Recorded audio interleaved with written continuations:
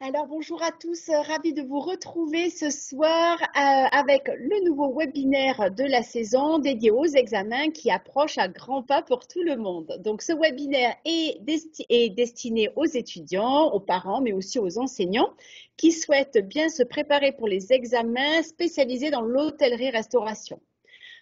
Donc l'objectif de ce webinaire est de donner des pistes d'organisation et surtout de gagner en efficacité. Bonsoir Cédric et Olivier, merci d'avoir préparé ce webinaire avec moi. Cédric, je te laisse la parole. Eh bien, bonsoir Nicole, bonsoir Olivier. Donc, très heureux de présenter aussi le webinaire avec vous deux sur les thèmes donc, des révisions des examens. Donc, à toi Olivier, je te laisse la main. Oui, bonsoir à tous. Également très ravi de faire ce premier webinaire avec l'association Better Together. Et puis, ravi aussi de le partager avec tous ceux qui vont le voir en direct ou qui vont le revoir par la suite sur le replay. Très bien, merci beaucoup. Donc, cette rencontre est filmée. Merci de couper vos micros, mais c'est déjà fait. Les caméras, si vous ne souhaitez pas être filmé ou ne souhaitez pas apparaître. Si vous souhaitez intervenir, évidemment, à tout moment, vous n'hésitez pas à poser des questions. N'attendez pas forcément la dernière minute. Vous levez juste la main ou vous pouvez prendre la parole et n'hésitez pas à intervenir et ce webinaire sera évidemment encore plus riche. Donc, on va laisser la parole à Olivier et à Cédric qui vont pouvoir se présenter. Cédric, je te relaisse la parole. Ça marche. Cédric Leroy, je suis enseignant en cuisine au lycée de Begarts-Valserine, donc entre Genève et Annecy. Donc, je suis issu de parents restaurateurs, donc un restaurant dans le Bourbonnais. J'ai travaillé dans des maisons macaronées, mais aussi dans des collectivités.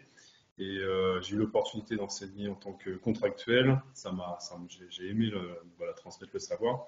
J'ai passé le concours, je l'ai eu la première année, donc du coup je suis resté en tant que professeur d'éducation nationale et mon premier poste était à Begarts-sur-Valserine.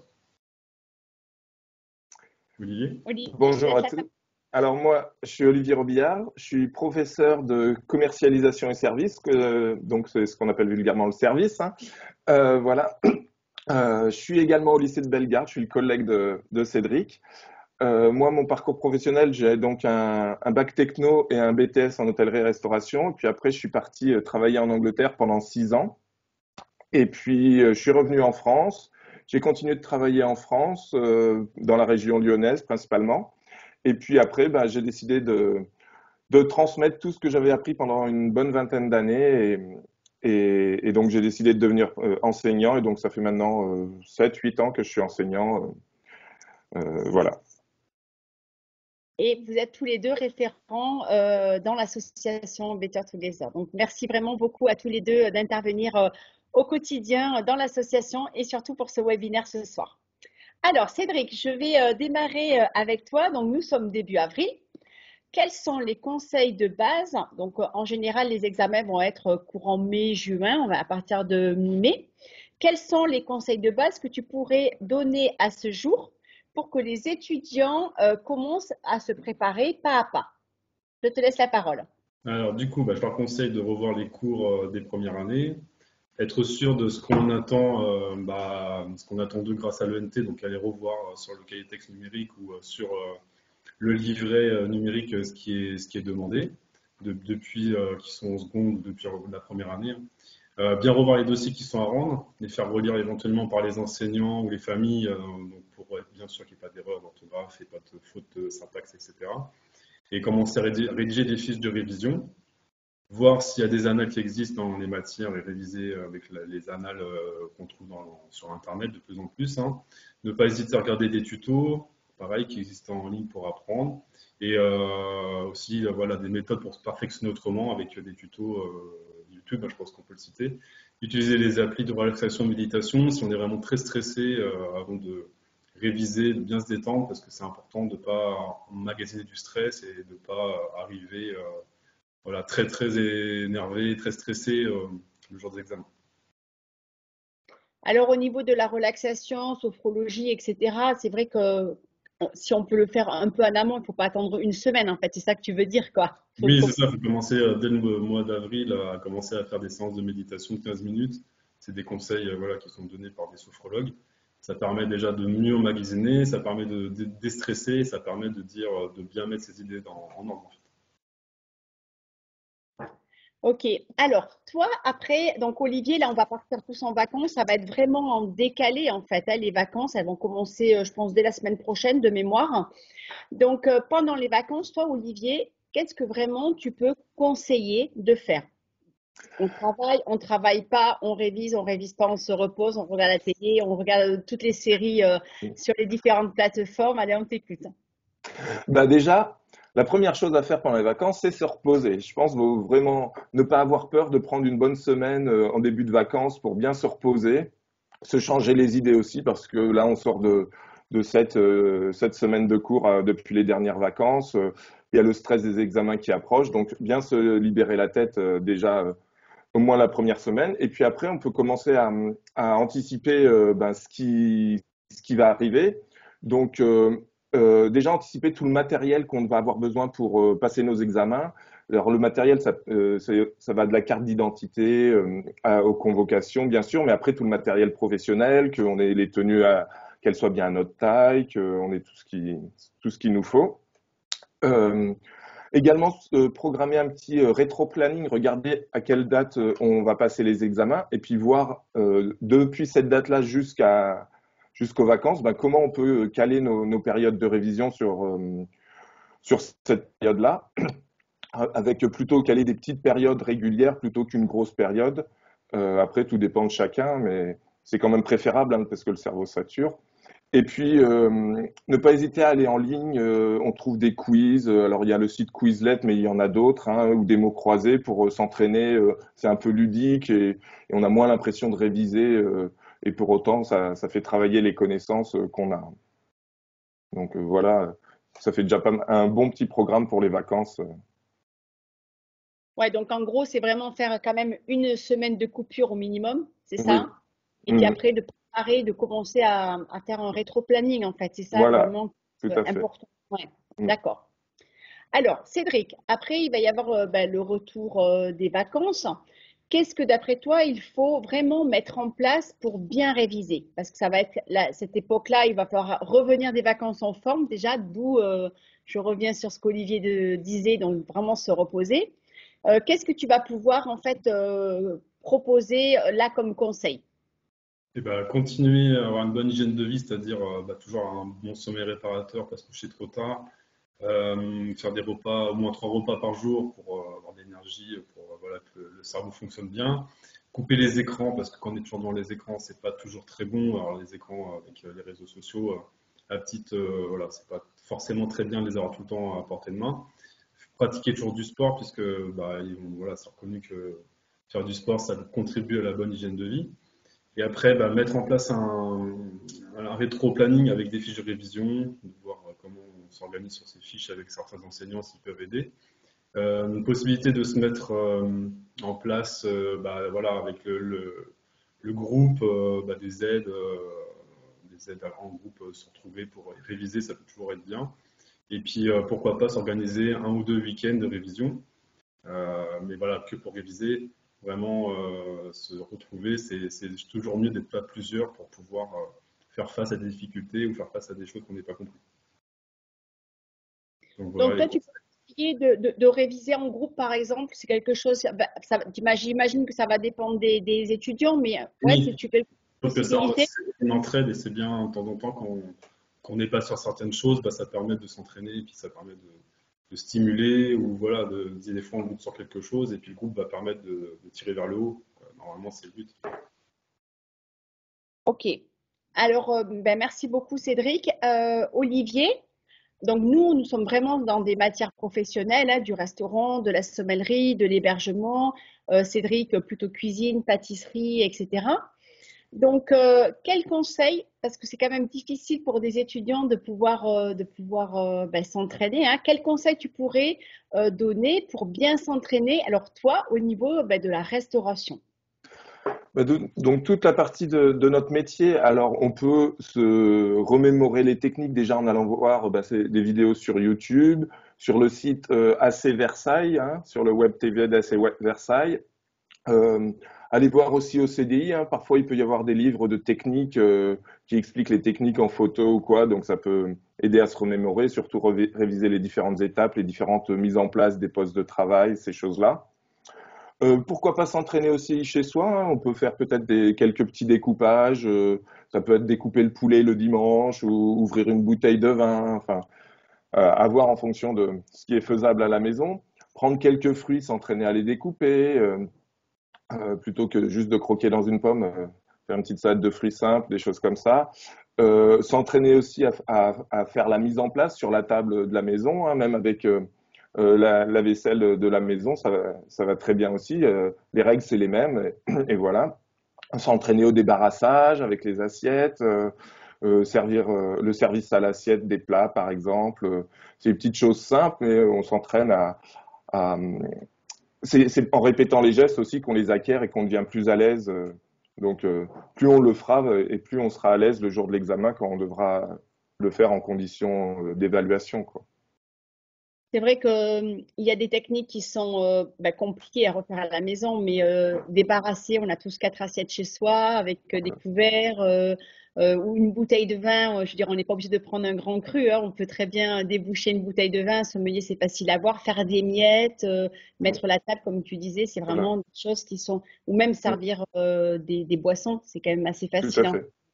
à pouvoir s'entraîner. Même faire un petit flambage, on peut essayer à la maison aussi. Toutefois, faire attention quand même à la hauteur du plafond, quoi, quand même, parce qu'on n'est pas dans des conditions professionnelles où on a des espaces un peu plus larges. Donc, il faut quand même prendre les mesures si jamais on s'attaque au flambage, hein. Tu as raison de le préciser. Alors, je vais vers toi, Cédric, et je te pose la même question pour la cuisine. Alors, juste, je précise que AC Versailles, donc, c'est vraiment un site de ressources qui est très, très complet. Il y a plein de vidéos et plein aussi d'annales d'examens. Donc, ça, vous pouvez aussi en trouver. C'est en fait le site pour ceux qui ne le connaissent pas, de ressources nationales d'hôtellerie-restauration. Donc, c'est vraiment le site de de référence. base pour nous et le site de référence. Donc, je te laisse, Cédric, expliquer, toi, pour la cuisine, la pâtisserie, qu'est-ce que tu peux conseiller comme pour s'entraîner? Et ben, la même chose que Olivier par rapport à ces Versailles et puis que tu viens de citer, hein, donc bien regarder des vidéos, ça permet de perfectionner. Mais il y a aussi Dailymotion, il y a aussi YouTube, il y a des tutos qui sont intéressants. Et il y a aussi BPI Campus, voilà, qui reprend beaucoup de bases de la cuisine. Et voilà, normalement, il y a un accès libre. Il était accès libre pendant le confinement, mais je crois qu'ils l'ont laissé en accès libre. Et voilà, c'est vraiment reprendre toutes les bases. Et je trouve qu'il est encore mieux fait au niveau des vidéos que assez versé. Voilà, c'est mon avis. Et ensuite, bien revoir les techniques, les approfondir à la maison, faire des repas de famille. Et ne pas hésiter à revoir tout ce que vous avez, tout ce que vous avez vu depuis la seconde, depuis que vous faites de la cuisine. Et faire voilà, des petits repas entre vous, revoir des techniques simples, mais bien faites. Et puis, ne pas hésiter à demander si c'est donc pas de goûter, puis pas hésiter à demander des amis, voilà, si c'est vraiment correct et si c'est vraiment très bien ce qui a été fait. Et pourquoi pas demander à un professionnel une ou deux fois d'aller chez lui et puis savoir s'il peut s'entraîner. Voilà, on a tous des anciens maîtres de stage et tous des patrons qui peuvent éventuellement nous recevoir et nous donner des conseils. Ou même en visio à la rigueur, enfin, Oui, consulter son parrain. le mentor par exemple. Alors, on va aborder maintenant, Olivier, les quelques jours qui vont précéder les examens. Quels conseils tu donnerais? Ben, si on a bien fait ces listes, comme je disais, pendant les vacances, de prévoir tout le matériel dont on va avoir besoin, ben là, on peut commencer à peut-être faire son sac, préparer ses affaires, ces choses-là. Se prendre aussi du temps de repos, hein. Je suis pas sûr que de réviser la veille, ce soit la meilleure chose, hein. Peut-être que si on a fait suffisamment de révision sur les semaines, les mois, avant les examens, ben, peut-être que la veille, ben, c'est juste voilà, se relaxer, bien se détendre. Euh, et puis vraiment ne pas prendre des trop longues plages de révision parce qu'on sait très bien que le cerveau sature quand même assez rapidement. Donc si on veut réviser sur des journées entières, bien faire des coupures régulières pour se changer les idées et puis revenir après ou quoi. Mais voilà. Et puis vraiment finir les dernières révisions et puis et puis y aller tranquillement le jour J. Ok, très bien, merci beaucoup. Donc Cédric, ben, je te pose maintenant la question. Ben, la veille de l'examen et le jour J, qu'est-ce que tu pourrais conseiller aux étudiants qui nous écoutent et aux étudiants aussi ben, qui vont, même les étudiants, j'imagine. Qu'est-ce que tu vas pouvoir conseiller? Eh ben, déjà bien dormir, donc le sommeil c'est vraiment important, hein. C'est vrai que même si on est stressé, il faut quand même se donner au moins le temps d'un bon sommeil réparateur. Bien déjeuner, voilà, le petit déjeuner est aussi important parce que ça même le ventre vide, pardon, c'est quand même gênant et voilà, ça peut des fois comment on va dire, le petit coup de pompe de 10 heures est toujours un peu embêtant. Avoir une tenue correcte, avoir ses convocations, de bien prévoir le temps de trajet entre la maison et puis le lieu d'examen, parce que des fois il y a les grèves de train par exemple, donc il faut bien aussi anticiper ce problème-là. Respirer et tenter de se détendre avant voilà, la veille, le jour même, essayer de bien respirer. Et quand on est en train de composer ou juste avant, ne pas hésiter à communiquer avec le jury, quand on fait des épreuves pratiques par exemple. Voilà, le jury est aussi là pour nous aider, pas forcément là pour nous enfoncer. Donc ne pas hésiter à leur demander conseil ou si on n'a pas compris quelque chose, voilà, ils sont présents et il ne faut pas hésiter à les solliciter. Ouais, tu as raison là-dessus. Olivier, j'aimerais vraiment savoir ce que toi tu pourrais recommander au niveau des écrits, puis ensuite au niveau de la pratique, comment se comporter, quoi faire. Ben, quand on arrive devant un jury, on est toujours un peu ben, stressé et c'est normal. Qu'est-ce que tu vas pouvoir conseiller là, tous les étudiants? Alors, pour tout ce qui est la partie écrite, déjà, ben, bien lire le sujet avant même de commencer, lire entièrement le sujet, parce que dans beaucoup de sujets, il y a des annexes à remplir, des choses comme ça, qui sont parfois à la fin. Et donc, le fait de lire entièrement le sujet, en surlignant les parties qui nous semblent importantes, ça va déjà faire gagner du temps après sur la rédaction des réponses. Et puis, quand on rédige les réponses, ne pas hésiter à faire un brouillon, parce que des fois, les idées, elles viennent les unes après les autres ou elles se mélangent. Donc, voilà, le temps du brouillon, c'est pas une perte de temps, hein. Il y a largement le temps lors des épreuves. Et puis, quand on a rédigé ben, toute sa copie, prendre le temps aussi de se relire, faire une petite pause, hein, tout en restant dans la salle où on rédige, faire une petite pause, puis revenir sur sa copie pour se relire, parce que des fois, on voit les choses différemment.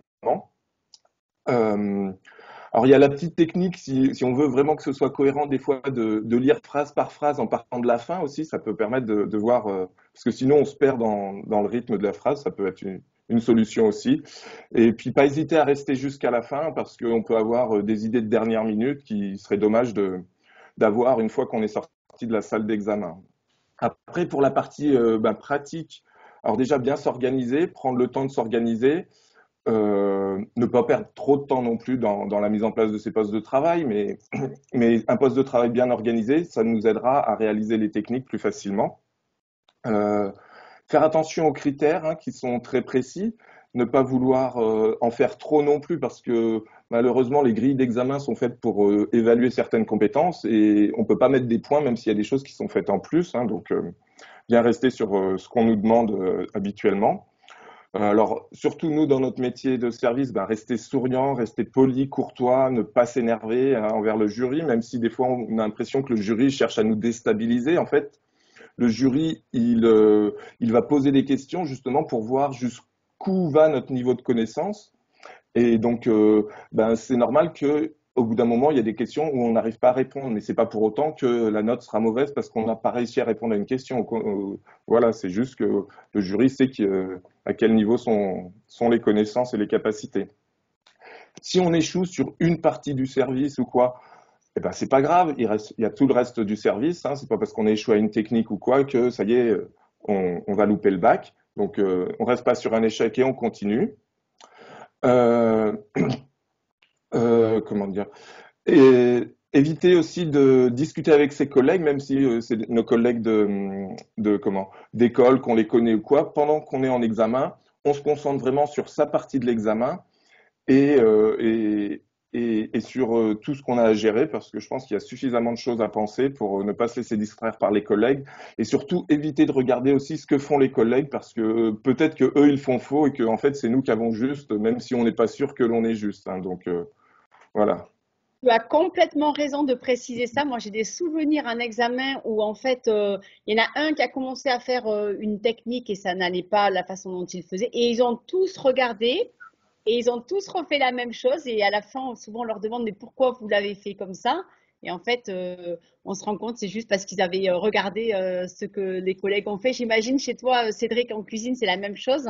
Oui, oui, ça m'est arrivé de jurifier puis de voir un élève qui fasse quoi, un candidat, pardon, qui fasse une erreur et puis les autres ont reproduit la même erreur.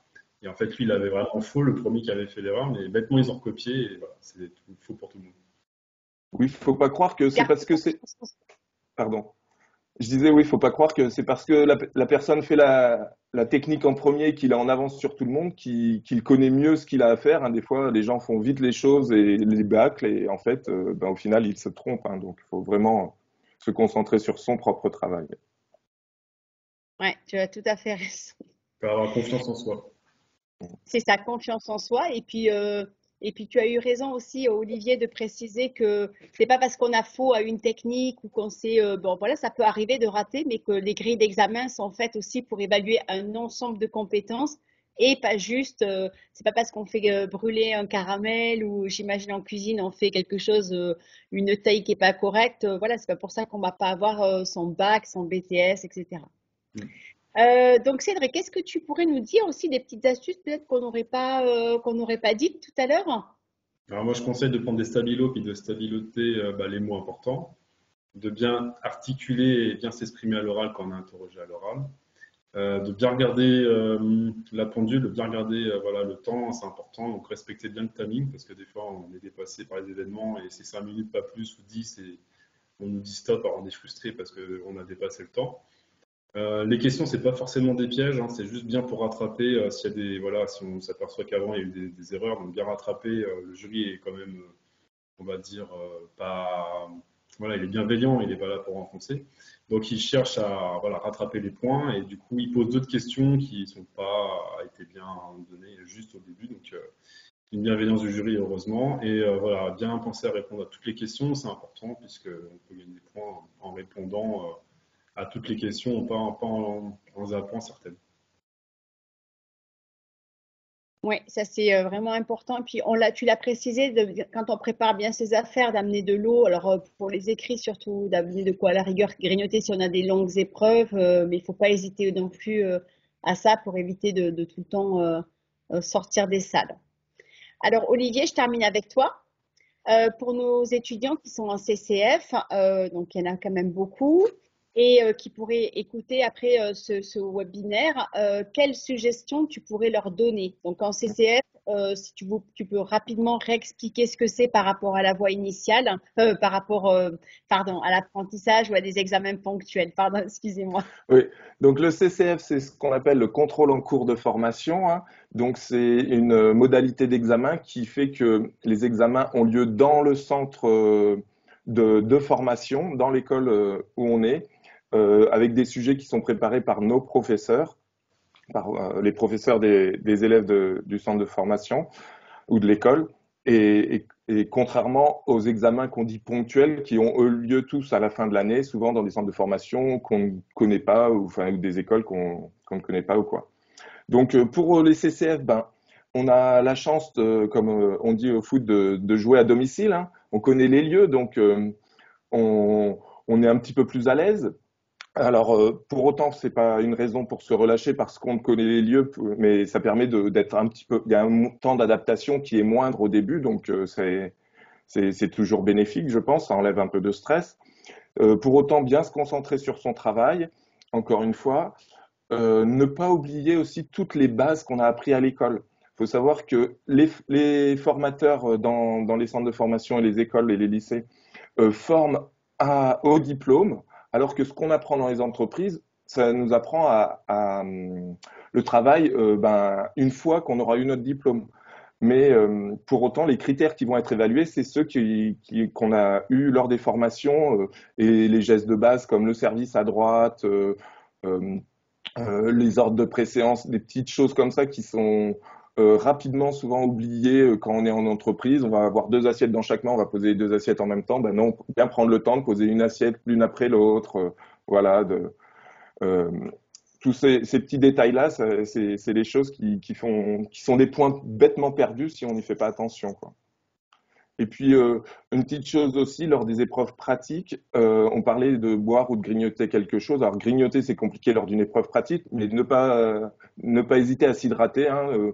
C'est en fin d'année, au mois de mai et juin, il commence un peu à faire chaud aussi dans les établissements. On peut avoir des belles journées ou quoi. Donc, c'est des épreuves qui sont longues aussi. Donc, bien prendre le temps de s'hydrater, etc. C'est important. Oui, puis de prévoir aussi peut-être une chemise en plus. Pour la cuisine, pareil, une deuxième veste si les élèves ont, etc. Enfin, voilà, des lingettes pour se rafraîchir. C'est quand même toujours mieux. Alors, je ne sais pas si vous avez des questions. Oui, Non? je peux rajouter quelque chose? Bien sûr, avec grand plaisir, Cédric, je t'en prie. Oui, on constate, je pense, la plupart des enseignants, que les bacs ou les diplômes ont été un petit peu donnés avec le confinement ces derniers temps. Il y a eu beaucoup de conciliance.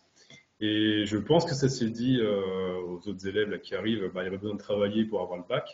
Mais il ne faut pas s'imaginer que cette année, ça va être donné parce que voilà, le Covid est terminé. Il y a eu des cours en présentiel. Et je pense, et je suis même quasiment sûr, qu'il y aura moins de conciliance que les autres années.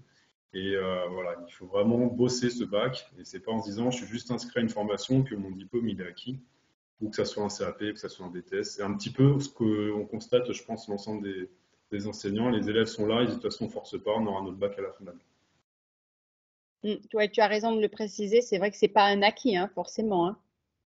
Ben, Donc, malheureusement, je pense que c'est ce qui est en train de se véhiculer comme info entre les élèves, en se disant, bah, de toute façon, même on fait acte de présence et on aura notre diplôme à la fin de l'année. mm, ouais, c'est ça. Et oui, mais c'est une belle erreur de penser comme ça. C'est ça. Alors après, dans le cadre de l'association, hein, il ne faut pas hésiter non plus à joindre les référents, à joindre aussi les parrains. Souvent, ils ont parrains, marraines, ils ont souvent de bonnes idées pour vous conseiller sur les examens. Et puis en cas de lacunes, ils peuvent aussi évidemment vous aider, les référents comme les parrains et marraines. Donc en gros, hein, si je résume rapidement ce qui a été dit pendant ce webinaire, c'est de surtout arriver, c'est l'hygiène de vie souvent qui est ressortie. Donc bien dormir, bien manger, faire du sport. Voilà, si on n'aime pas le sport, au moins aller se promener, faire voilà, sortir un peu de son cadre habituel. Et puis après, c'est vraiment de savoir s'organiser là dans le mois qui arrive, hein, de s'organiser, de faire un rétro-planning d'organisation, de bien refaire des fiches aussi, d'en profiter, Olivier, pour refaire des fiches pendant les vacances, c'est le moment ou jamais, puis d'arriver à couper aussi, de vraiment se mettre une coupure au moins pendant les vacances une semaine, et puis après, peut-être les week-ends, au moins d'avoir une journée complète de coupure. C'est vrai que ça fait du bien de rien faire en fait pour que le cerveau ne sature pas. Et puis, de revoir aussi, ne serait-ce que de lire, de revoir régulièrement et de s'organiser. Et puis, au moment du jour J, bien dormir aussi, bien lire le sujet, rester souriant parce que voilà, faut pas arriver et puis faire la tête au jury, ça sert à rien du tout. Parce qu'il y en a des fois, on les voit faire ça et c'est vrai que c'est mal perçu. Un jury a moins peut-être envie d'aider ou de sauver un candidat qui sera pas courtois ou qui sera pas agréable. Donc voilà tout ce on a pu dire. Et puis vous avez beaucoup de chance maintenant d'avoir des chaînes YouTube, Dailymotion, etc. pour pouvoir vous entraîner. Donc pas hésiter. Et puis utiliser l'association pour continuer à vous aider à progresser. Est-ce que on a peut-être tout dit. Est-ce qu'il y a d'autres questions, d'autres choses, les garçons, que vous aimeriez rajouter? Non, je pense qu'on a tout dit. C'est vrai Ouais. que ce que tu as dit, c'est important, hein. Même si on a du mal à réapprendre, mais ne serait-ce que relire les cours juste quelques jours avant, enfin dans les semaines avant, ça nous remémore des cours qu'on a des fois vus en début d'année, voire l'année dernière ou quoi. Donc juste les lire, c'est aussi des révisions, hein. Juste la lecture, ça fait partie des révisions. Moi, je vais Ouais, rajouter c'est quelque chose. Pardon, excusez-moi. bien Oui, sûr. généralement, Vas-y. Si vous n'avez pas votre diplôme, vous pouvez être au rattrapage, hein, donc on fait des commissions pour savoir si on rattrape ou pas. Et si vous êtes au rattrapage, généralement, c'est de la lecture de documents et on vous pose des questions par rapport à des documents où il faut synthétiser, lire et puis des questions de connaissances. Mais voilà, on est toujours dans le décryptage de documents et la connaissance que vous avez eue sur les 3 ans, les 2 ans en fonction du diplôme. Et le rattrapage, généralement, c'est début juillet. Nous, c'était le 7 l'année dernière. Ouais, c'est ça. Pour être en vacances à partir de mi-juillet. C'est ça. Bah, écoutez, vraiment, merci beaucoup à vous deux. Merci Merci. à tous qui nous ont écoutés. Je vais mettre le webinaire assez rapidement en ligne parce qu'il y en a pas mal qui m'ont demandé, qui ne pouvaient pas être là ce soir, mais qui m'ont demandé de pouvoir le consulter. Donc, je vais le mettre, je pense, d'ici début de semaine là, sur le site de l'association. Je vous souhaite une très belle soirée. Merci vraiment infiniment à vous d'avoir participé. Puis, bah, à très bientôt et bonne chance pour les examens et les concours. Bon courage. Bonne soirée à tout le monde. Merci, bon Bonne courage. soirée. Au revoir, Stéphane. Au revoir, Olivier. Au Au revoir revoir. à tous.